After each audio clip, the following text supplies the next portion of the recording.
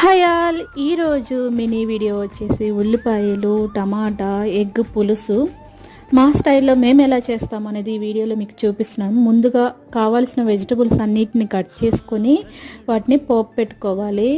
దానిలో వచ్చేసి ముందు ఉల్లిపాయలు, పచ్చిమిర్చి, కొత్తిమీర, పుదీనా వేసేసి అలాగే కరివేపాకు కూడా యాడ్ చేసి టమాటా ముక్కల్ని మిక్సీ వేసుకుని ఆ ప్యూరిని కూడా యాడ్ చేసుకొని మరొకసారి కలిపి తిప్పుకోవాలి. నెక్స్ట్ వచ్చేసి వెల్లుల్లి అలాగే కొబ్బరి పౌడర్ వేసుకొని అల్లం పేస్ట్ కూడా వేసుకోవాలి.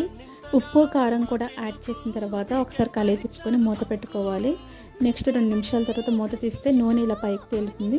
అప్పుడు చింతపండు పులుసు వేసుకొని మరి ఒక్కసారి కలిపి తిప్పుకొని మూత పెట్టుకొని 2 నిమిషాలు ఇలా మరగనిచ్చుకోవాలి.